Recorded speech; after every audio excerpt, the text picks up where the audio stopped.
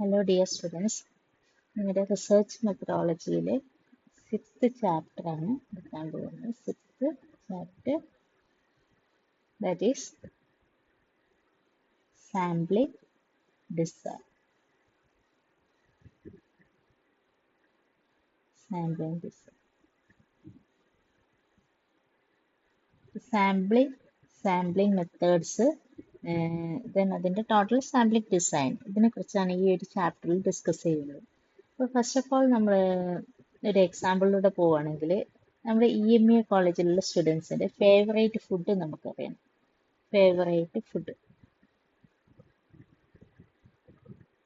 Favourite ഫുഡാണ് നമുക്കറിയേണ്ടത്.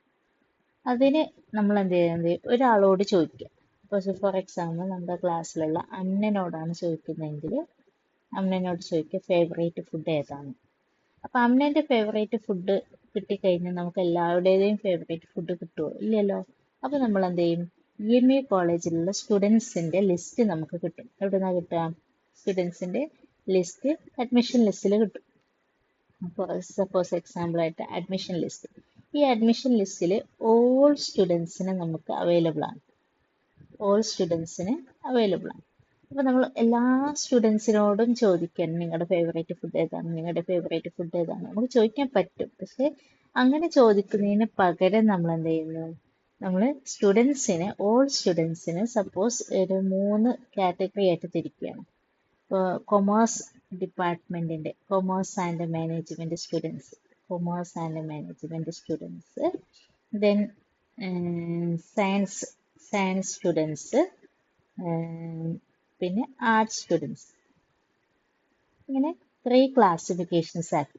എന്നിട്ട് ഓരോന്നിൽ നിന്നും 10 സ്റ്റുഡൻസിനെ എടുത്തു. 10 സ്റ്റുഡൻസ്, ഓരോ കാറ്റഗറിയിൽ നിന്നും 10 സ്റ്റുഡൻസിന് സെലക്ട് ചെയ്തു. അപ്പം നമുക്ക് ടോട്ടൽ എത്രയുണ്ട്? 30 സ്റ്റുഡൻസ്. ഇതാണ് ഇവിടുത്തെ സാമ്പിൾ. അപ്പോൾ ഹോൾ സ്റ്റുഡൻസ് മേ ബി എത്ര ഉണ്ടായിരിക്കാം? EMA കോളേജിലുള്ള സ്റ്റുഡൻസ് എന്ന് പറയുന്നത് ഓൾ സ്റ്റുഡൻസ് മേ ബി ഒരു 1500 സ്റ്റുഡൻസ് ഉണ്ടായിരിക്കാം.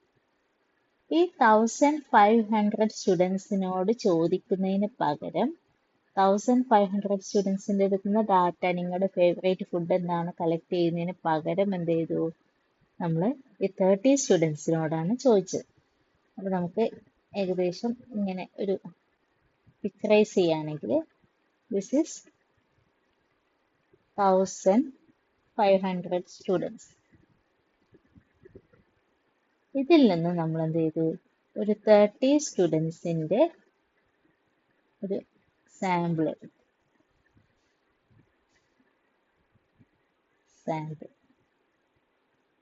അപ്പൊ ഇതിന് നമുക്ക് എന്ത് വിളിക്കാം?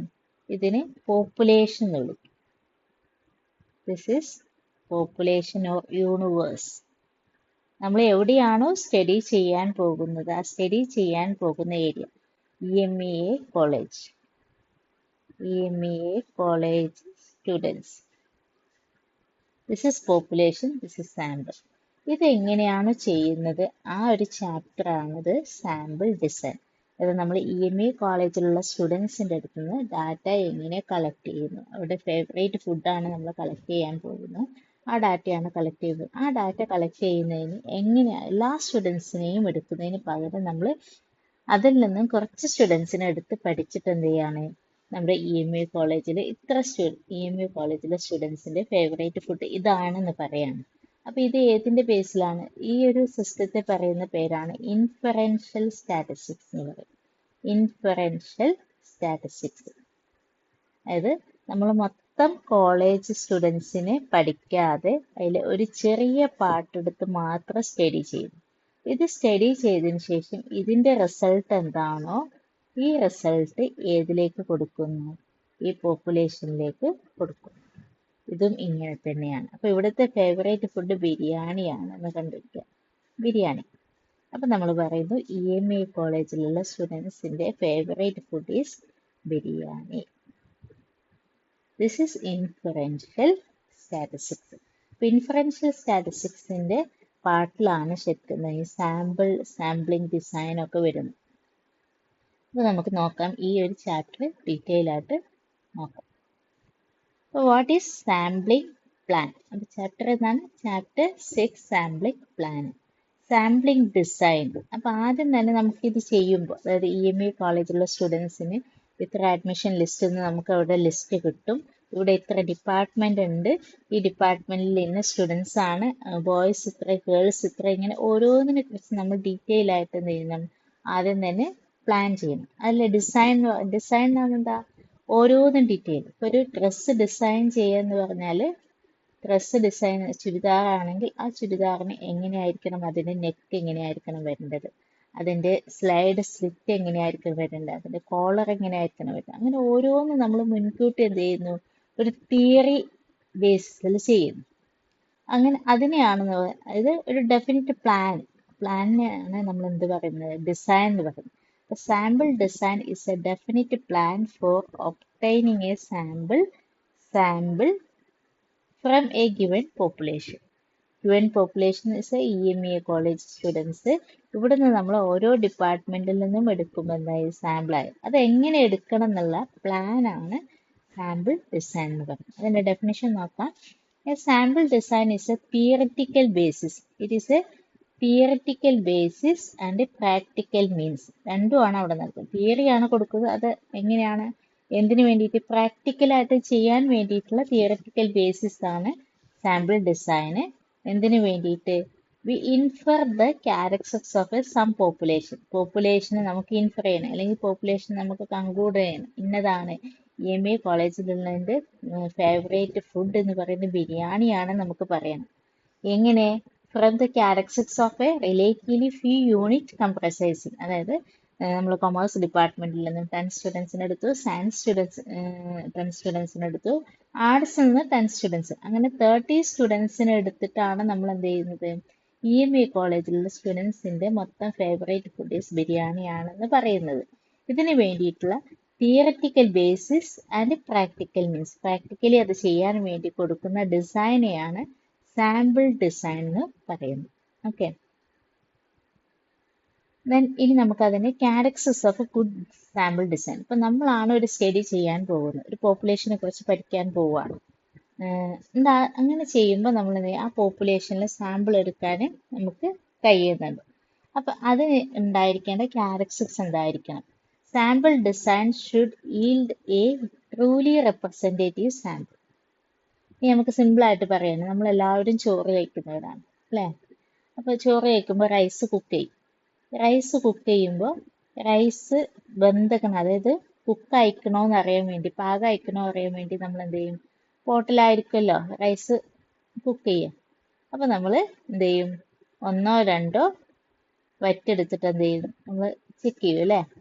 1 or 2 റൈസ് എടുത്തിട്ടാണ് നമ്മൾ ചെക്ക് ചെയ്യുന്നത്. ഇത് ചെക്ക് ചെയ്ത് ഇത് റെഡി ആണെങ്കിൽ നമ്മൾ എന്ത് പറയും, ഈ പോട്ടിലുള്ളതൊക്കെ ചെയ്തിട്ടുണ്ട്, കുക്കായിട്ടുണ്ടെന്ന് പറയും അല്ലേ? അതും എന്താണ്, ഒരു സാമ്പിളിംഗ് ടെക്നിക്ക് തന്നെയാണ്. സാമ്പിൾ എടുത്തിട്ടാണ് നമ്മൾ ചെക്ക് ചെയ്യുന്നത്. അല്ലാതെ ഫുൾ പോട്ടിലുള്ള എല്ലാം കൂടെ എന്ത് ചെയ്യുന്നത്, കഴിച്ചിട്ടല്ല, അല്ലെങ്കിൽ നോക്കിയിട്ടല്ല നമ്മൾ ആ റൈസ് കുക്ക് അയക്കണോ നോക്കുന്നത്. അപ്പോൾ ഇതിനെ ഡിസൈൻ ചെയ്യുന്നതാണ്. അപ്പോൾ ഡിസൈൻ ചെയ്യുമ്പോൾ എന്തെല്ലാം ഉണ്ടായിരിക്കണം, it is A truly representative. അതായത് പോട്ടിലുള്ള റൈസ് വെന്തക്കണം നോക്കാൻ വേണ്ടി വേറെ പോട്ടിലുള്ള ദാല് വെന്തക്കണമെങ്കിൽ അത് റെഡിയാവില്ല. എന്തിനാണ് നമ്മൾ എടുക്കുന്നത് അവിടെ നിന്ന് തന്നെയാണ് എടുക്കേണ്ടത്. Then sample design should have a small sampling error. Small sampling error എന്ന് പറഞ്ഞാൽ ആക്ച്വൽ എന്താണോ, ഇപ്പോൾ ആക്ച്വൽ EMA കോളേജിലുള്ള സ്റ്റുഡൻസിൻ്റെ ബിരിയാണിയാണെന്ന് വിചാരിക്കും, ബിരിയാണിയാണ്. ദെൻ നമുക്ക് കിട്ടിയിട്ടുള്ളത് സാമ്പിൾ ഇപ്പോൾ 3 കാറ്റഗറി ആയിട്ട് നമ്മൾ ക്ലാസിഫൈ ചെയ്തു. അതിൽ നിന്ന് നമുക്ക് കിട്ടിയത് സാൻഡ്വിച്ചാണ്. അപ്പോൾ ഇതെന്താണ്, എൻറ്റയർലി ഡിഫറെൻ്റ് ആണ് അല്ലേ? അപ്പോൾ കൂടുതൽ എറർ ഉണ്ട് എന്ന് പറയും, തെറ്റാണ്.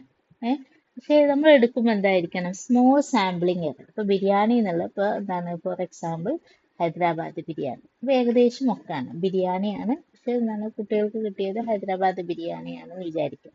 അപ്പോൾ അങ്ങനെ ആകുമ്പോൾ സ്മോൾ സാമ്പിളിങ് എറർ, ഏകദേശം 1 കിട്ടുന്നത്.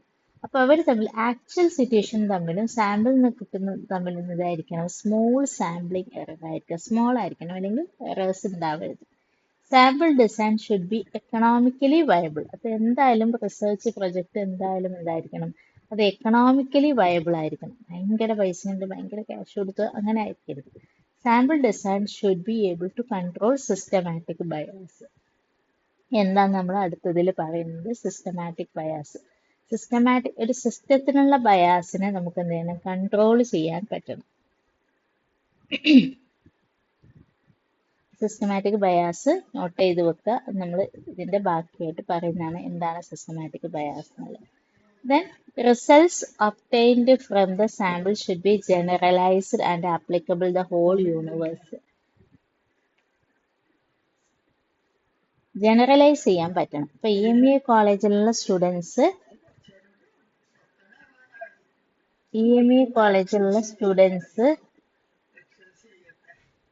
ക്ലാസ്സിലാ ക്ലാസ്സിലാ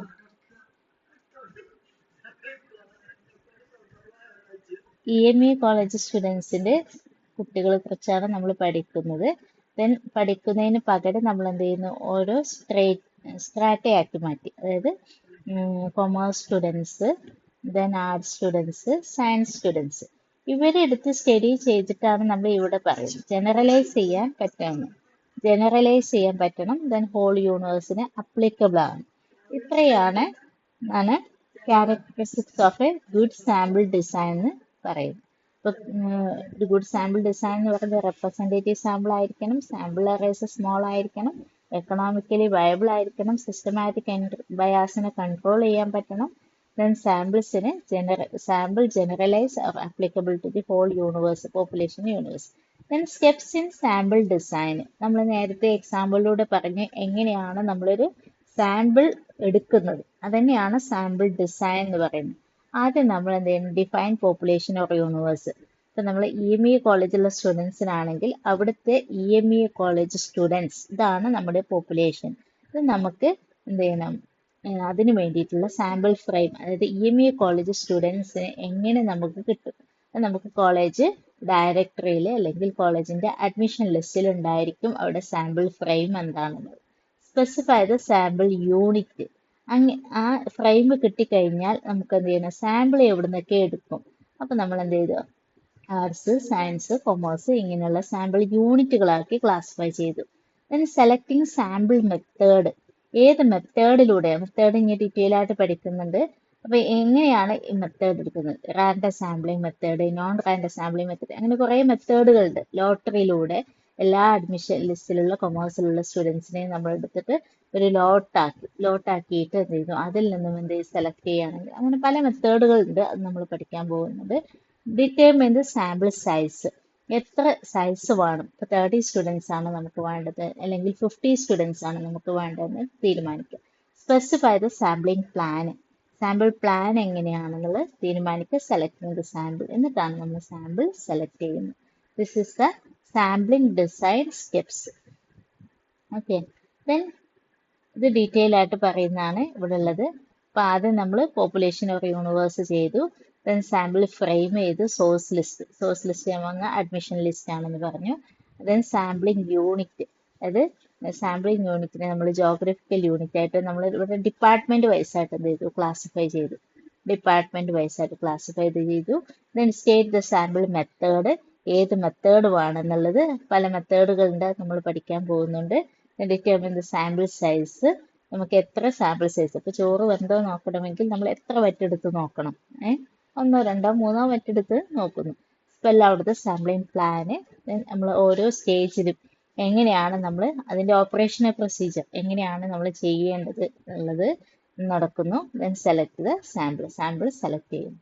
then types of sampling design or methods of sampling design. ഇവിടെയാണ് നമ്മൾ മെത്തേഡ്സ് പഠിക്കുന്നത്. മെത്തേഡ്സ്, ഏത് മെത്തേഡാണ് നമ്മൾ ഫോളോ ചെയ്യാൻ പോകുന്നത്? Techniques of sampling. അപ്പൊ എന്തൊക്കെ പറയും? ടൈപ്സ് എന്ന് പറയാം, മെത്തേഡ്സ് എന്ന് പറയാം, ടെക്നിക്സ് എന്ന് പറയും. എന്ത് ചോദിച്ചു കഴിഞ്ഞാലും നമുക്ക് എഴുതാൻ പറ്റുന്നതാണ്.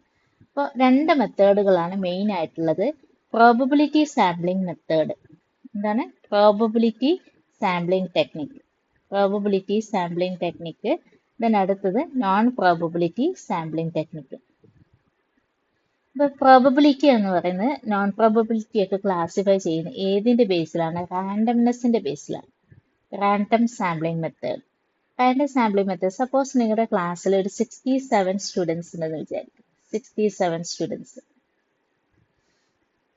67 സ്റ്റുഡൻസ് ഉണ്ട്. ഈ 67 സ്റ്റുഡൻസിന്റെ അടുത്ത് നിന്നാണ് ഡാറ്റ കളക്ട് ചെയ്യുന്നത്. അല്ലെങ്കിൽ വേറെ രീതിയിൽ പറയണേ, എൻ്റെ അടുത്തൊരു 10 സീറ്റ്സ് ഉണ്ട്. 10 സീറ്റ്സ് ഉണ്ട്. ആർക്ക് കൊടുക്കണം? എൻ്റെ കയ്യിലുള്ള 10 മിഠായി ഉണ്ട്. നമ്മുടെ ക്ലാസ്സിൽ 67 കുട്ടികളുണ്ട്. 67 സ്റ്റുഡൻസ് ഉണ്ട്. ഇത് ഞാൻ കൊടുക്കുന്നത് എന്ത് ചെയ്യുന്നു? ഈ 67 സ്റ്റുഡൻസിനെയും ഒരു പോർട്ടലാക്കുക. അത് പേര് എഴുതിയിട്ട് സ്ലിപ്പ് എഴുതിയിട്ട് എന്ത് ചെയ്യുന്നു? ഞാൻ ഒരു പോർട്ടലാക്കി മാറ്റി. എന്നിട്ട് അതിൽ നിന്നും എന്ത് ചെയ്യുന്നു? 10 സ്റ്റുഡൻസിനെ സെലക്ട് ചെയ്തു. ഈ 10 സ്റ്റുഡൻസിനാണ് ഞാൻ എന്ത് കൊടുക്കുന്നത്? ഈ സീറ്റ്സ് സപ്ലൈ ചെയ്യുന്നു. സീറ്റ്സ് കൊടുക്കുന്നു. അപ്പൊ ഞാൻ ആരെങ്കിലും കൂടുതലായിട്ട് പ്രിഫർ ചെയ്തോ? ഇല്ലല്ലോ. എല്ലാവർക്കും ഒരേ ഈക്വാലിറ്റിയാണ് കൊടുത്തിട്ടുള്ളത്. കാരണം നമ്മൾ ലോട്ട് എടുത്തിട്ട് ആർക്കാണോ കിട്ടുന്നത് അവർക്ക് കൊടുക്കുക, അല്ലെ? പക്ഷെ നോക്കുമ്പോൾ എന്താണ്? എല്ലാവർക്കും ഈക്വൽ ചാൻസ് ആണ് കൊടുക്കുന്നത്. അപ്പൊ അങ്ങനെ ചെയ്യുന്നതിനെയാണ് റാൻഡംനെസ് എന്ന് പറയുന്നത്. എല്ലാവർക്കും ഈക്വൽ ചാൻസ് ഉണ്ട്. നോക്കുക, A probability sampling is one which every unit in the population has a chance. എല്ലാവർക്കും, ഈ നമ്മുടെ ക്ലാസ്സിലുള്ള എല്ലാവർക്കും ഈക്വൽ ചാൻസ് കൊടുത്തു. ദാറ്റ് മീൻസ് എല്ലാവർക്കും 0-നേക്കാളും ഗ്രേറ്റർ ഓപ്പർച്യൂണിറ്റി കൊടുത്തു. പക്ഷെ സെലക്ട് ചെയ്യണമെന്ന് എന്താണ്? ഏതെങ്കിലും ഭാഗ്യമുള്ളവരായിരിക്കും അതിൽ സെലക്റ്റഡ് ആവാം. The sample and this probability can be accurately determine. അപ്പോൾ ഇവിടെ നമുക്ക് പ്രോബബിലിറ്റി ആണ്. പ്രോബബിലിറ്റി എന്ന് പറഞ്ഞാൽ എന്താ? ചാൻസ് ആണ്, അല്ലേ? പ്രോബബിലിറ്റി നമ്മൾ പഠിച്ചിട്ടുണ്ട്, ചാൻസ്. ഈ ചാൻസിന് ഈക്വൽ ചാൻസ് കൊടുക്കുമ്പോഴാണ് എന്തായിട്ട് മാറുന്നത്? റാൻഡം സാമ്പിളിംഗ് ആയിട്ട് മാറുന്നത്. Okay. Features of random sampling method അല്ലെങ്കിൽ probability sampling method. Every population has a chance of being selected. എല്ലാവർക്കും ഈക്വൽ ചാൻസ് ആണ്. Then it helps to select a representative sample. അങ്ങനെ നമ്മൾ ഒരാളെ സെലക്ട് ചെയ്ത് കഴിഞ്ഞാൽ അത് വേറെല്ലാവരും തന്നെ റെപ്രസെൻറ്റേറ്റീവ് ആണ്.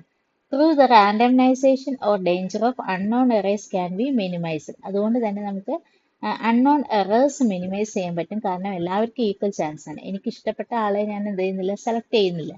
എല്ലാവർക്കും ഈക്വൽ ചാൻസ് ആണ് കൊടുക്കുന്നത്. It is generally used when greater degree of accuracy is required. നല്ല ആക്യുറസി ഉണ്ടാകുന്ന സമയത്ത് എല്ലാവർക്കും ഈക്വൽ ചാൻസ് കൊടുത്ത് നല്ല ട്രൂ ആയിട്ടുള്ള ഡാറ്റ കിട്ടണം എന്ന് വിചാരിക്കുമ്പോൾ നമ്മൾ ചൂസ് ചെയ്യുന്ന മെത്തേഡാണ് probability sampling method. Then classification of random sampling അല്ലെങ്കിൽ probability random sampling. Equal chance കിട്ടുന്ന മെത്തേഡിനെ നമുക്ക് രണ്ടായിട്ട് ക്ലാസിഫൈ ചെയ്യാം. Simple or unrestricted sampling and restricted random sampling method.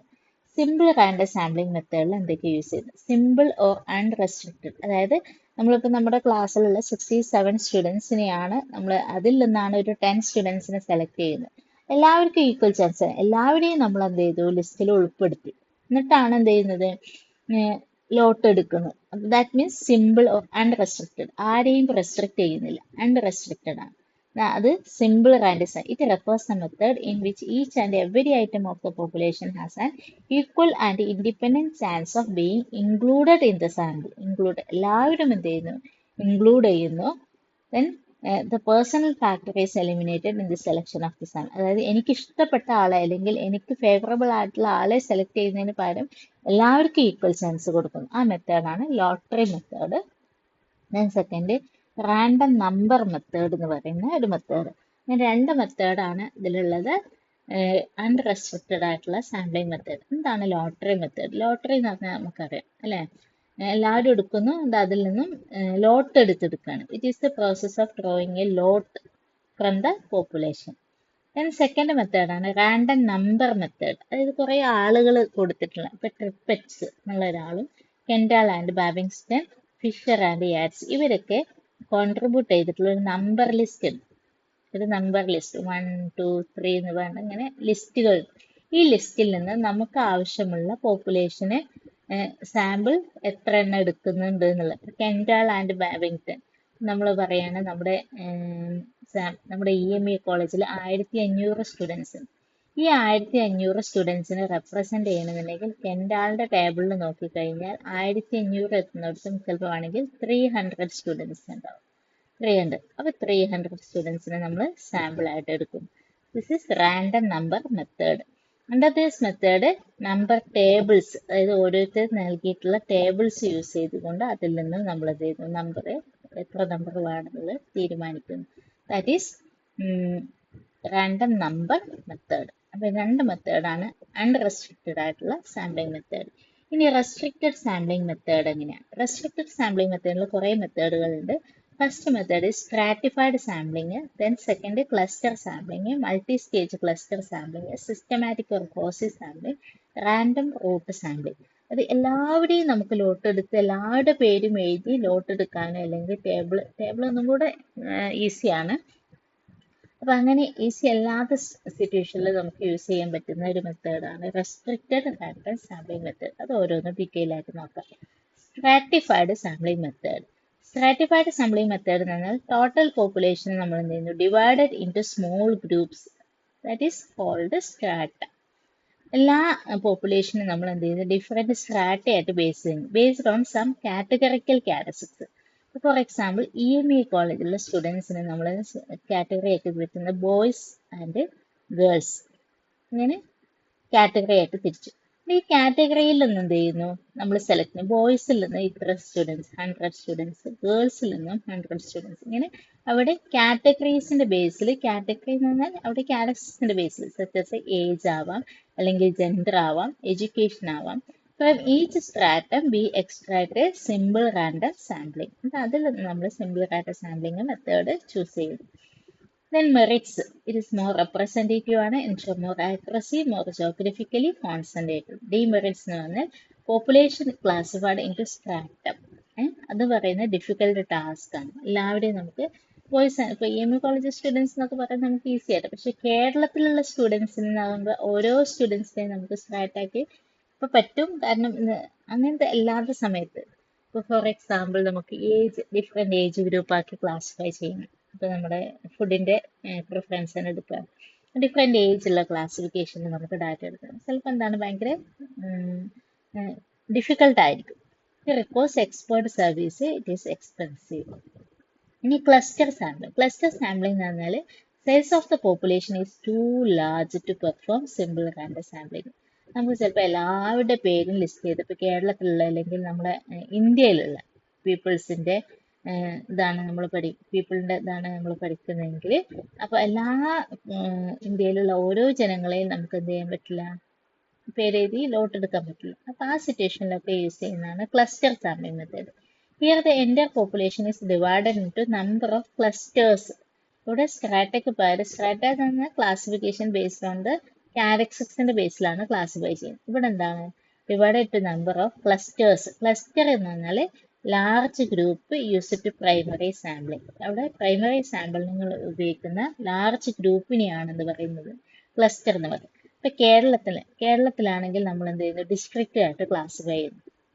ഇപ്പം കേരളത്തെ കുറിച്ചാണ് പഠിക്കുന്നതെങ്കിൽ, കേരളത്തിലെ പീപ്പിൾസിനെ കുറിച്ച് പഠിക്കുകയാണെങ്കിൽ ഡിസ്ട്രിക്റ്റ് ആയിട്ട് ക്ലാസിഫൈ ചെയ്യും. ഡിസ്ട്രിക്റ്റ് ആയിട്ട് ക്ലാസിഫൈ ചെയ്ത് ഇപ്പോൾ നമ്മൾ 14 ഡിസ്ട്രിക്റ്റ് കിട്ടും. ഈ 14 ഡിസ്ട്രിക്റ്റിൽ നിന്നും എന്ത് ചെയ്യുന്നു, ഈച്ച് ഡിസ്ട്രിക്റ്റ് സെലക്ട് ചെയ്യും. ദാറ്റ് മീൻസ് സൗത്ത് എന്നൊരു ഡിസ്ട്രിക്റ്റ്, സെൻട്രൽ എന്നൊരു ഡിസ്ട്രിക്റ്റ്, നോർത്ത് എന്നൊരു ഡിസ്ട്രിക്റ്റ് സെലക്ട് ചെയ്യും. ഇപ്പോൾ കാസർഗോഡ്, ദെൻ സെൻറ്ററിൽ നിന്ന് പാലക്കാട്, ദെൻ ഇവിടെ എത്തുമ്പോൾ ട്രിവാൻഡ്രം, ഇങ്ങനെ ലിസ്റ്റ് ചെയ്തു. എന്നിട്ട് ഇതിന് വീണ്ടും എന്ത് ചെയ്യുന്നു, ലോക്കൽ ബോഡീസ് ആയിട്ട് വീണ്ടും ക്ലാസിഫൈ ചെയ്യുന്നു, ലോക്കൽ ബോഡി. എന്നിട്ട് അതിൽ നിന്ന് വീണ്ടും എന്ത് ചെയ്യുന്നു, ഇങ്ങനെ ചെയ്യുന്നതാണ് ക്ലസ്റ്റർ സാമ്പിളിംഗ്. അത് formed A cluster if you are selected using unrestricted sampling method. These selectors are called primary sampling unit. അപ്പോൾ നമ്മൾ കേരളത്തിനെ 14 ഡിസ്ട്രിക്റ്റ് ആയിട്ട് മാറ്റി.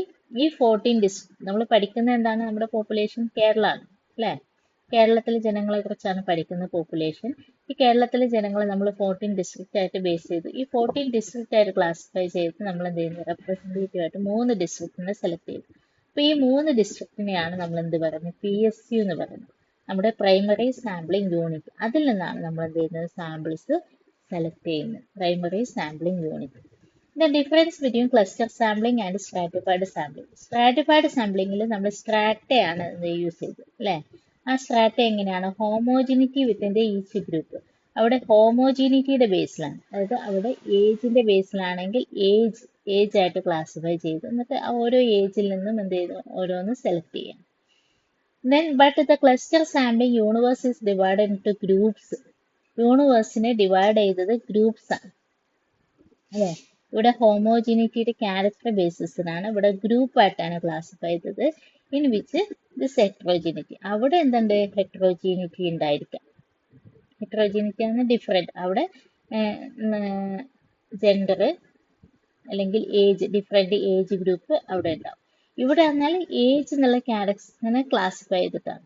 ഇവിടെ എന്ന് പറഞ്ഞാൽ നമ്മൾ പല ഡിസ്ട്രിക്റ്റ് ആയിട്ട് ക്ലാസിഫൈ ചെയ്തു, അതിൽ നിന്ന് 3 ഡിസ്ട്രിക്റ്റ് എടുത്തു, 3 ഡിസ്ട്രിക്റ്റ്, 1 ഡിസ്ട്രിക്റ്റ്, എന്നിട്ട് അതിൽ എന്ത് ചെയ്തു ഡിഫറെൻറ്റ് ഏജ് ഗ്രൂപ്പായിട്ട് ക്ലാസിഫൈ ചെയ്തു. Then cluster is done on the basis of geographical area. Cluster എപ്പോഴും നടക്കുന്നത് എന്താണ്, ജോഗ്രഫിക്കൽ ഏരിയയുടെ ബേസിസിലാണ് നടക്കുന്നത്. സ്ട്രാറ്റിഫിക്കേഷൻ നടക്കുന്നത് വേരിയബിൾ അണ്ടർ സ്റ്റഡിയാണ്. വേരിയബിൾ എന്ന് പറഞ്ഞാൽ നമ്മൾ ഏജ് ആവാം, നെയിം ആവാം, അങ്ങനെ പലതും ആവാം. അതിന്റെ ബേസിസിലാണ് എന്ത് നടക്കുന്നത്, സ്ട്രാറ്റിഫൈഡ് സാമ്പിളിംഗ് നടക്കുന്നത്. Next multi stage cluster sampling. Multi stage cluster sampling എന്ന് പറഞ്ഞാൽ cluster sampling is like A cluster sample. Cluster sampling പോലെ തന്നെയാണ്, except that it involves selecting A sample within each selected cluster rather than including all unit from the selected cluster. അതായത് എല്ലാ യൂണിറ്റിൽ നിന്നും അത് sample നമ്മൾ സെലക്ടഡ് ക്ലസ്റ്ററിൽ നിന്ന് മാത്രം എടുക്കുന്നതിന് പകരം എന്ത് ചെയ്യുന്നു, including all unit from the selected cluster, എല്ലാ യൂണിറ്റ്സിനെയും നമ്മൾ എന്ത് ചെയ്യുന്നു പരിഗണിക്കുന്നു. This type of sampling requires at least 2 stages. ഇവിടെ നമുക്ക് വേണ്ടത് 2 സ്റ്റേജസ് ആണ് വേണ്ടത്. In the first stage large cluster identified. ആദ്യം നമ്മൾ എന്ത് ചെയ്യുന്നു, ലാർജ് ക്ലസ്റ്റർ ഐഡന്റിഫൈ ചെയ്യുന്നു. സപ്പോസ് നമ്മളിപ്പോൾ പറഞ്ഞ പോലെ തന്നെ കേരളമാണ്, കേരളത്തിന് എന്ത് ചെയ്തു ഡിവൈഡ് ചെയ്തിട്ട് 14 ഡിസ്ട്രിക്റ്റ് ആക്കി. ദെൻ സെക്കൻഡ് സ്റ്റേജിൽ കൊടുക്കുന്നത് എന്താ, സെക്കൻഡ് സ്റ്റേജ് എന്ന് പറയുന്നത് unit are selected from the within selected cluster using any of the probability sampling method. അത് ഒരു യൂണിറ്റ് സെലക്ട് ചെയ്യുന്നു. ഇപ്പൊ നമ്മൾ 3 ഡിസ്ട്രിക്റ്റ് 14 ഡിസ്ട്രിക്റ്റ് എടുത്തു. 14 ഡിസ്ട്രിക്റ്റ് ആണ് കേരളത്തിനുള്ളത്. ഇതിൽ നിന്ന് എന്ത് ചെയ്തു 1 ഡിസ്ട്രിക്റ്റ് സെലക്ട് ചെയ്തു. എന്നിട്ട് ഈ 1 ഡിസ്ട്രിക്റ്റിൽ എന്ത് ചെയ്യുന്ന സാമ്പിളിംഗ് യൂസ് ചെയ്യുക. അപ്പം സെലക്ടഡ് ക്ലസ്റ്റർ, ഒരു ക്ലസ്റ്റർ സെലക്ട് ചെയ്യുന്ന using any of the probability sampling method, ഏതെങ്കിലും ഒരു പ്രോബബിലിറ്റി സാമ്പിളിംഗ് മെത്തേഡ് ചൂസ് ചെയ്യുക. In this context, clusters are referred as a primary sampling unit and units within clusters are referred as a secondary sampling unit. അതായത് ഇപ്പൊ നമ്മൾ 14 district ആയിട്ട് classify ചെയ്തു. ഈ 14 ഡിസ്ട്രിക്റ്റിലെ 1 district എടുത്തിട്ട് എന്ത് ചെയ്യുന്നു, അതിന് PSU ആക്കി. എന്നിട്ട് PSUവിൽ നമ്മൾ ഡിഫറെൻറ്റ് വാർഡ്സ് ആയിട്ട് ക്ലാസിഫൈ ചെയ്യണം. വാർഡുകൾ, ഡിഫറെൻറ്റ് വാർഡ്, അങ്ങനെ ഒരു 21 വാർഡ് ഉണ്ടെങ്കിൽ ആ 21 വാർഡിൽ നിന്നും ഒരു വാർഡ് 1 വാർഡ് സെലക്ട് ചെയ്യും. ഈ 1 വാർഡിലാണ് എന്ത് ചെയ്യുന്നത് സാമ്പിൾ ഡിറ്റർമിൻ ചെയ്യുന്നത്. അപ്പം ഇതിനെ ഈ വാർഡിന് പറയും SSU എന്നുള്ളത്. അങ്ങനെ പല മെത്തേഡിൽ എന്ത് ചെയ്യാം സാമ്പിൾസ് വർക്കൗട്ട് ചെയ്യുമ്പോൾ ഇതിന് പറയുന്നതാണ് multi stage random sampling method. ഇതിൻ്റെ മെറിറ്റ് എന്ന് പറഞ്ഞാൽ ഫ്ലെക്സിബിലിറ്റി ആണ്. ഏത് ആണെങ്കിൽ നോക്കാം, cost of this method is much less. കാരണം ചെറിയ യൂണിറ്റിലേക്ക് അതിൻ്റെ ആ കേരളത്തെക്കുറിച്ചുള്ള ഫുൾ പഠനത്തിന് നമ്മൾ എന്ത് ചെയ്തു, ഒരു ചെറിയ യൂണിറ്റിലേക്ക് ആക്കി മാറ്റി. Sampling under this method does not require much time ഭയങ്കര കുറവായിരുന്നു. കാരണം ചെറിയത് അത് കേരളത്തെക്കുറിച്ച് പഠിക്കുന്നതിന് പകരം നമ്മൾ എന്ത് ചെയ്തു, കേരളത്തിലെ 14 ഡിസ്ട്രിക്റ്റ് എടുത്ത് ഈ 14 ഡിസ്ട്രിക്റ്റിൽ നിന്നും ഒരു ഡിസ്ട്രിക്റ്റിനെ സെലക്ട് ചെയ്തു. ആ ഒരു ഡിസ്ട്രിക്റ്റിൽ നിന്നും കുറേ വാർഡുകൾ ഉണ്ടാവും, ആ വാർഡിൽ നിന്നും ഒരു വാർഡിനെ മാത്രം എന്ത് ചെയ്തു സെലക്ട് ചെയ്തു. അങ്ങനെ മൾട്ടി ആയിട്ട് നമ്മൾ എന്ത് കൊണ്ടുവരികയാണ്, ചെറിയ യൂണിറ്റിലേക്ക് ആക്കി മാറ്റാണ്. ഭയങ്കര കൺവീനിയൻ്റ് ആണത്. പക്ഷെ ഇതെന്താണ്, ലെസ് ആക്യുറേറ്റ് ആണ്. Sampling errors greater. കാരണം നമ്മൾ കേരളത്തെ കുറിച്ചാണ് പഠിക്കുന്നത്, എന്നിട്ട് എൻ്റെ ഒരു വില്ലേജ്, കുറുവ വില്ലേജിനെ കുറിച്ചാണ് നമ്മൾ എന്ത് ചെയ്യുന്നത്, അതിൽ നിന്നാണ് സാമ്പിൾ എടുക്കുന്നത്. അപ്പോൾ എൻറ്റയർലി ഡിഫറെൻ്റ് ആയിരിക്കാം. Sampling errors is greater. This method is statistically less efficient. അങ്ങനെ എഫിഷ്യൻ്റ് അല്ല ഈ മെത്തേഡ്. പ്രോബബിലിറ്റി ആണെങ്കിൽ പോലും എഫിഷ്യൻ്റ് അല്ലാത്തൊരു മെത്തേഡാണ്. Next systematic or quasi sampling method. Systematic sampling method involves ordering of the universe. The ordering may be any way or say alphabetical or numerical geography. അതായത് ഇപ്പോൾ example പറയുകയാണെങ്കിൽ ഇപ്പോൾ നമ്മളെ ക്ലാസ്സിൽ 67 സ്റ്റുഡൻസ് ഉണ്ട്. ഈ 67 സ്റ്റുഡൻസിനെ നമ്മൾ റോൾ നമ്പർ വെച്ച് ഓർഡർ ചെയ്യാം. 1 2 3 എന്ന് ഓർഡർ ചെയ്യാം. എന്നിട്ട് ഞാൻ എന്ത് ചെയ്തു, ടോട്ടൽ എത്രയാണോ 67 സ്റ്റുഡൻസ്, അതിൽ എനിക്ക് എത്ര സാമ്പിൾ വേണമെന്നുള്ളത് ഡിസൈഡ് ചെയ്യാം. ഇപ്പോൾ ഫോർ എക്സാമ്പിൾ ഒരു 5 സ്റ്റുഡൻസ് ആണ് എനിക്ക്, 5 സ്റ്റുഡൻസിന് അഞ്ചാമത്തെ സ്റ്റുഡൻസ് ആണ് എനിക്ക് വേണ്ടത്. 67 സ്റ്റുഡൻസിനെ ഡിവൈഡ് ചെയ്തിട്ട് 5 സ്റ്റുഡൻസിന് എടുക്കാം. അപ്പം നമുക്കൊരു നമ്പർ കിട്ടും. For example every fifth number is selected. Fifth number select ചെയ്യണം. അങ്ങനെ ഫിഫ്ത്ത് നമ്പർ സെലക്ട് ചെയ്യുമ്പോൾ ഒന്നാമത്തെ ആളെടുത്തു, അല്ലെങ്കിൽ അഞ്ചാമത്തെ റോൾ നമ്പർ ഉള്ള ആളെടുത്തു, ഫിഫ്ത്ത് റോൾ. ദെൻ അടുത്ത എന്തായിരിക്കും, 10ാമത്തെ റോൾ നമ്പർ ഉള്ള ആളെടുത്തു. ദെൻ നെക്സ്റ്റ് 15ാമത്തെ ആൾ. അങ്ങനെ എൻ്റെ സാമ്പിൾ സൈസ് ഞാൻ ഡിറ്റർമിൻ ചെയ്തത് 10 സ്റ്റുഡൻസ് ആണ്. അങ്ങനെ 10ാമതെയും ക്ലോസ് ചെയ്യും. അങ്ങനെയാണ് ഏത് മെത്തേഡ് ഉള്ളത്, systematic or quasi sampling method ഉള്ളത്. ഒരു മിനിറ്റ് ഒന്നും കൂടെ ഡീറ്റെയിൽ ആയിട്ട് നോക്കാം.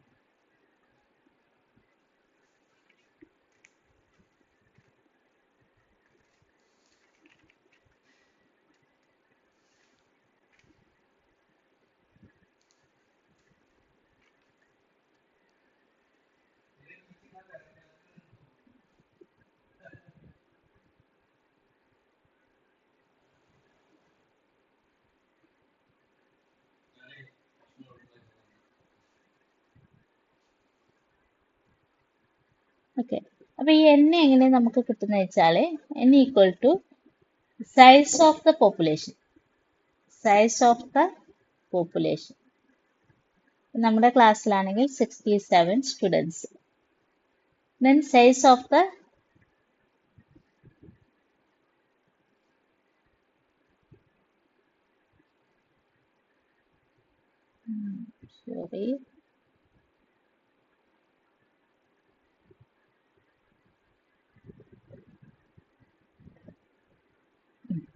Size of the sample. ഇങ്ങനെ ചെയ്താൽ നമുക്കൊരു നമ്പർ കിട്ടും.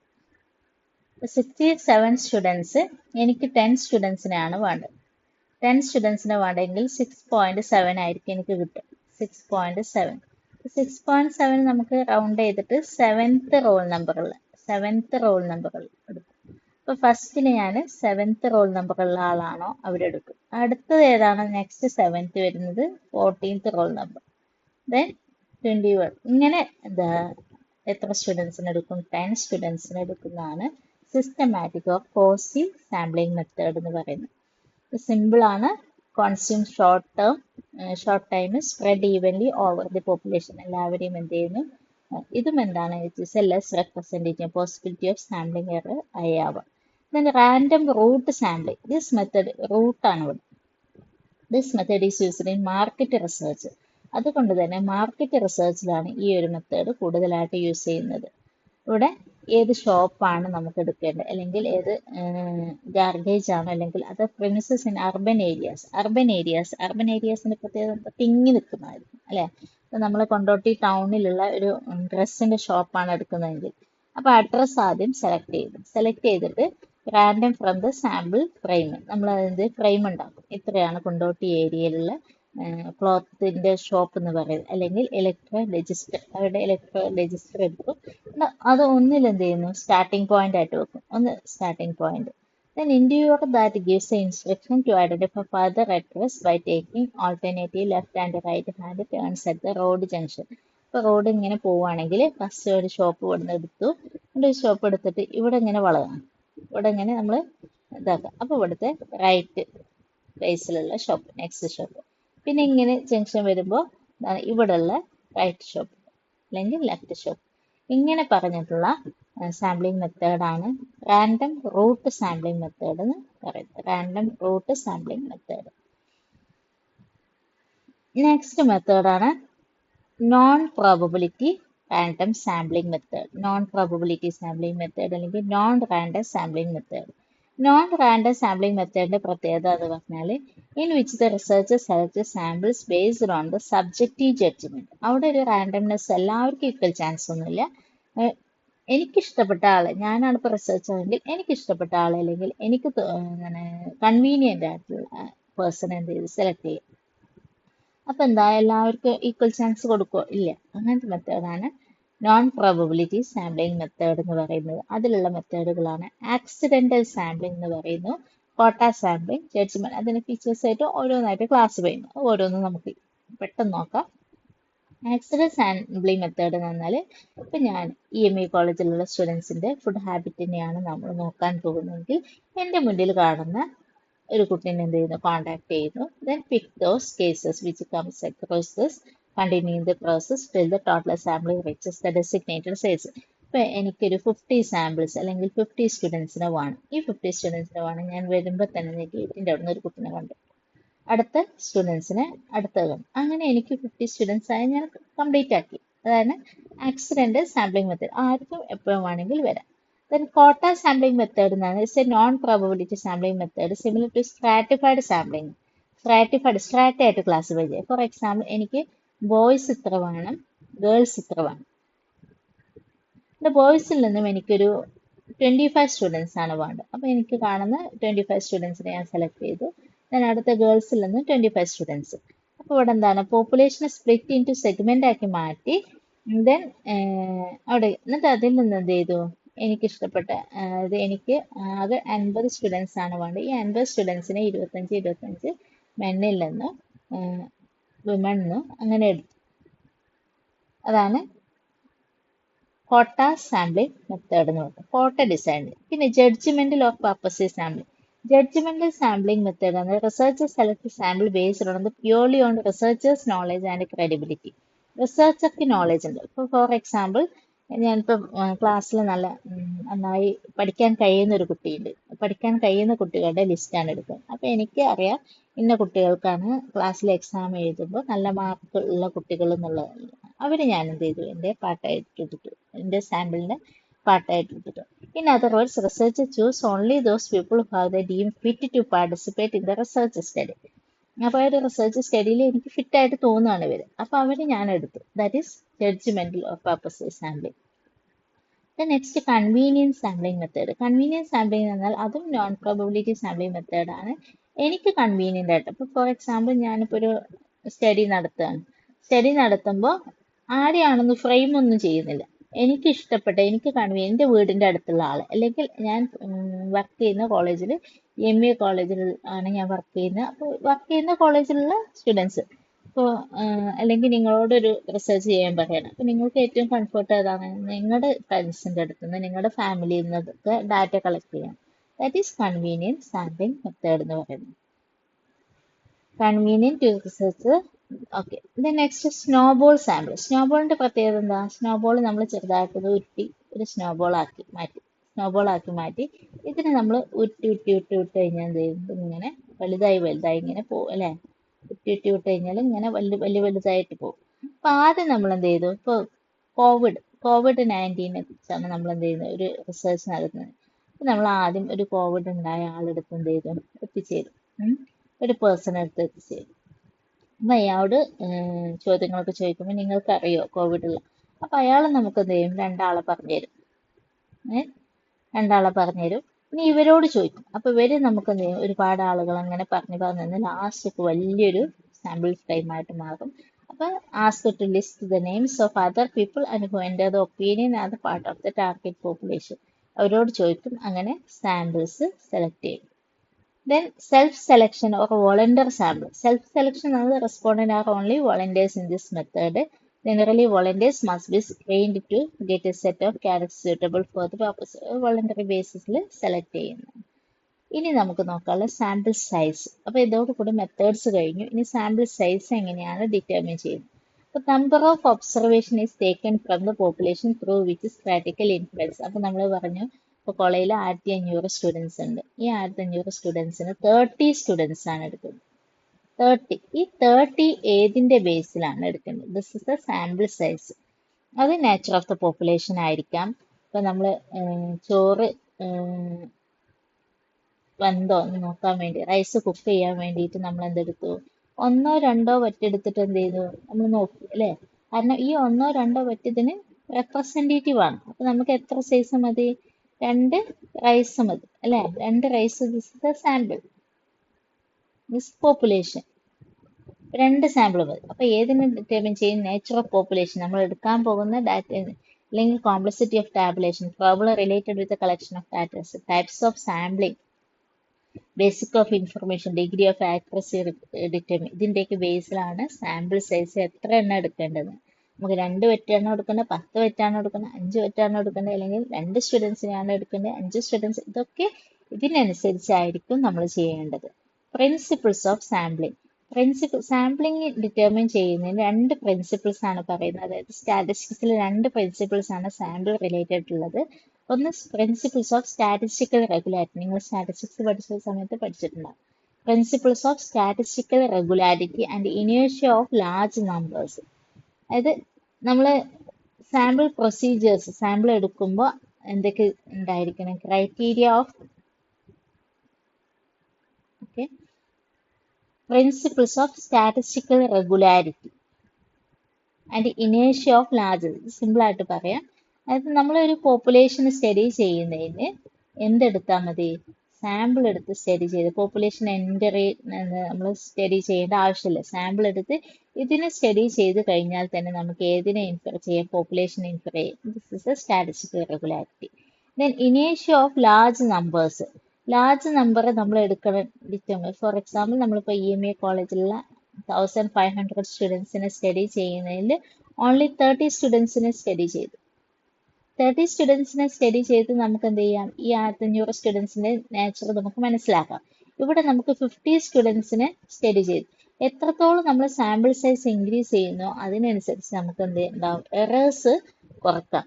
ദാറ്റ് ഈസ് ഇനേഷ്യ ഓഫ് ലാർജ് നമ്പേഴ്സ്. ഇത് 2 പ്രിൻസിപ്പിൾസിന്റെ ബേസിലാണ് സാമ്പിളിംഗ് എന്നുള്ള ആ ഒരു സംഭവം നടക്കുന്നത്. ഇനി criteria for sampling procedures. Criteria for selecting sampling procedure. Sampling procedure നടക്കണമെങ്കിൽ നമുക്ക് എന്ത്? നമ്മുടെ സ്റ്റഡിയുടെ സർവേയുടെ പർപ്പസ്, അതിൻ്റെ measurability, degree of precision, information about the population, nature of the population, geographical area covered the survey, fund available, time, ഇതെല്ലാം consider ചെയ്തിട്ട് വേണം നമ്മൾ സാമ്പിൾ എടുക്കാൻ. ഇനി ലാസ്റ്റ് പാർട്ടാണ് സാമ്പിളിംഗ് ബയാസസ്. ബയാസ് ഇത് നമ്മൾ ചെയ്യാൻ പോകുന്നു, സാമ്പിൾ എടുക്കാൻ പോകുന്നു. ഇപ്പോൾ EMA കോളേജിലുള്ള സ്റ്റുഡൻസിന് 1500 സ്റ്റുഡൻസിന് നമ്മൾ പഠിക്കുന്നത് എങ്ങനെയാണ്? ഓൺലി 30 സ്റ്റുഡൻസ് 3 ഡിപ്പാർട്ട്മെന്റിൽ നിന്ന് എടുത്തിട്ടാണ്. അപ്പം അവിടെ എന്തെല്ലാം ബയാസസുകൾ കടന്നു വരാം, നമ്മുടെ തെറ്റുകൾ എന്തൊക്കെയാണ് കടന്നു വരാമെന്നുള്ളതാണ് നോക്കുന്നത്. അപ്പോൾ അവിടുത്തെ ഇൻഫറൻസ് ചെയ്യുമ്പോൾ ഒന്ന് സിസ്റ്റമാറ്റിക് ബയാസും വരാം, അല്ലെങ്കിൽ സാമ്പിളിംഗ് എറേഴ്സ് വരും. സിസ്റ്റമാറ്റിക് ബയാസ് നമ്മൾ നേരത്തെ ഒരു അടയാളിട്ടിരുന്നു. വാട്ട് ഈസ് സിസ്റ്റമാറ്റിക് ബയാസ് എന്നുള്ളത്? Bias occur from the sampling procedure. നമ്മൾ സാമ്പിളിംഗ് പ്രൊസീജിയർ ഉണ്ടാക്കുമ്പോൾ, ഇപ്പോൾ നമ്മൾ EMA കോളേജ് സ്റ്റുഡൻസിൻ്റെ സാമ്പിളിംഗ് ഫ്രെയിം ഉണ്ടാക്കുമ്പോൾ നമ്മൾ എടുക്കുന്നത് arts students, science students, then commerce students, arts science commerce students എടുക്കും. Then it cannot be reduced by increasing the sample size. അവിടെ നമുക്ക് സാമ്പിൾ സൈസ് ഇൻക്രീസ് ചെയ്തു എന്ന് വിചാരിച്ചിട്ട് ആ ബയാസ് ഇതാക്കാൻ പറ്റില്ല. ഫോർ എക്സാമ്പിൾ ആയിട്ട് പറഞ്ഞപ്പോൾ 3 ഡിപ്പാർട്ട്മെന്റ് ആയിട്ട് ക്ലാസിഫൈ ചെയ്തു. ആർട്സ്, കൊമേഴ്സ്, അങ്ങനെ ഡിപ്പാർട്ട്മെന്റ് ആയിട്ട് ക്ലാസിഫൈ ചെയ്തു. ദെൻ ആർട്സിൽ ഇക്കണോമിക്സ് വിശേഷം ഉണ്ട്. ദെൻ കൊമേഴ്സിലാണെങ്കിൽ BCom, ദെൻ BBA, BVOC. ഈ BVOCനെ നമ്മളെന്ത് ഒഴിവാക്കി? അറിയാതെ ഒഴിവാക്കി കഴിഞ്ഞു. അപ്പോൾ ഇവിടെ BComൽ നിന്നും BBAയിൽ നിന്നും ഇഷ്ടംപോലെ നമ്മൾ സാമ്പിൾ സൈസ് ഇൻക്രീസ് ചെയ്തു. 10 സ്റ്റുഡൻസിന് പകരം 20 സ്റ്റുഡൻസ്. അപ്പോൾ നമുക്കത് BVOC എന്നുള്ള ആ ഒരു ഗ്രൂപ്പിന്റെ ക്യാരക്ടേഴ്സ് നമുക്ക് കിട്ടില്ല, അല്ലേ? അപ്പം അങ്ങനെയാണെങ്കിൽ അത് അവിടെ റെപ്രസെന്റ് ചെയ്യുന്നില്ല. അങ്ങനത്തെ ബയാസസിനെയാണ് പറയുന്നത് സിസ്റ്റമാറ്റിക് ബയാസസ് എന്ന് പറയുന്നത്. Bias occurs from the errors in the sampling procedure. ഇനി വേറൊരു രീതിയിൽ പറഞ്ഞാൽ, ഇപ്പം നമ്മൾ 2 സാധനങ്ങൾ കുക്ക് ചെയ്യും. 2 സാധനങ്ങൾ കുക്ക് ചെയ്യുന്നു. ഇവിടെ നമ്മൾ റൈസ് കുക്ക് ചെയ്യുന്നുണ്ട്, ഇവിടെ ദാലും കുക്ക് ചെയ്യുന്നുണ്ട്. അപ്പം നമുക്ക് ദാലിൻ്റെ അളവാണ്, നമുക്ക് ദാല് കുക്ക് അയക്കണമെന്നാണ് അറിയേണ്ടത്. അപ്പം നമുക്ക് റൈസ് കുക്ക് ചെയ്ത് നോക്കിക്കഴിഞ്ഞാൽ മനസ്സിലാവുമോ? അപ്പോൾ റൈസ് എത്ര എണ്ണം എടുത്ത് നോക്കിക്കഴിഞ്ഞാൽ, കുറേ റൈസ് എടുത്ത് നോക്കിക്കഴിഞ്ഞാൽ നമുക്ക് ദാലിൻ്റെ അളവ് മനസ്സിലാക്കും. എന്താണ് നമ്മൾ ചെയ്യാൻ പോകുന്നത് അതന്നെ ചെയ്യണം. That is systematic bias. അത് errors in the sampling procedure. It cannot be reduced by increasing the sample size. അത് നമുക്ക് സാമ്പിൾ സൈസ് ഇൻക്രീസ് ചെയ്ത് വിചാരിച്ചിട്ട് അത് ഒഴിവാക്കാൻ പറ്റില്ല. കാരണം അൺസ്യൂട്ടബിൾ സാമ്പിളിംഗ് ഫ്രെയിം ആണ് നമ്മൾ എടുത്തത്, അല്ലെങ്കിൽ സോഴ്സ് ലിസ്റ്റ് അൺസ്യൂട്ടബിൾ ആണ്. Faulty measures device, non respondent, interdependency principle, unusual bias. then sampling errors. എങ്ങനെയാണ് സാമ്പിൾ നമ്മൾ എക്സാക്റ്റ് ആയിട്ടുള്ള സാമ്പിൾ ആണ് എടുത്തത്. Errors which arise due to the use of sampling survey are known as a sampling errors. It decreases when the sample size. അവിടെ നമുക്ക് രണ്ട് types errors ഉണ്ട്. Biased errors ഉണ്ട്, അൺബയാസ്ഡ് എറേഴ്സ് ഉണ്ട്. occurring due to the faulty selection of sampling method due to the prejudice of their researchers. അത് faulty ആയിട്ടാണ് നമ്മൾ select ചെയ്തത്. അങ്ങനെയാണെങ്കിൽ അതിനെ ബയാസ്ഡ് എറേഴ്സ് എന്ന് പറയും. ഫോർ എക്സാമ്പിൾ നമ്മളൊരു നോൺ റാൻഡം സാമ്പിളിംഗ് മെത്തേഡാണ് യൂസ് ചെയ്തത്. ഇപ്പൊ നോൺ റാൻഡം സാമ്പിളിംഗ് മെത്തേഡ് എനിക്ക് ഇഷ്ടപ്പെട്ട ആളെയാണ് ഞാൻ ചൂസ് ചെയ്തത്. ശരിക്കും അയാൾ അതിന്റെ ആ ഒരു ആളെ ആയിരിക്കില്ല. ഫോർ എക്സാമ്പിൾ നമ്മൾ ഓൺലൈൻ ടീച്ചിങ്ങിനോടുള്ള ആറ്റിറ്റ്യൂഡാണ് നോക്കിയത്. അപ്പോൾ ഓൺലൈൻ ടീച്ചിങ്ങിനുള്ള ആറ്റിറ്റ്യൂഡ് നോക്കുമ്പോൾ നമുക്ക് എന്ത് ചെയ്യണം, അയാൾക്ക് നെറ്റ് ഫെസിലിറ്റി ഉള്ള ഫോൺ ഉണ്ടായിരിക്കണം, അല്ലെങ്കിൽ നെറ്റ് ഫെസിലിറ്റി ഉള്ള ഒരു ലാപ്പെങ്കിലും ഉണ്ടായിരിക്കണം. അപ്പൊ അതൊന്നും ഇല്ലാത്ത ആളോടാണ് ഞാൻ എന്ത് ചെയ്തത്, ഡാറ്റ കളക്ട് ചെയ്തെങ്കിൽ ദാറ്റ് ഇസ് ബയാസ്ഡ് എറേഴ്സ് എന്ന് പറയും. അൺബയാസ്ഡ് എറേഴ്സ് എന്ന് പറഞ്ഞാൽ നമ്മൾ ചാൻസ് ആണ്, ഉണ്ടാവാൻ ഉണ്ടാകാതിരിക്കാൻ, അത് അൺബയാസ്ഡ് ആണ്. Then faulty process selection, faulty work during. Then next, non-sampling errors. Non-sampling errors എന്ന് പറഞ്ഞാൽ other errors which can be impact on the final survey estimate caused by the problem in data collection.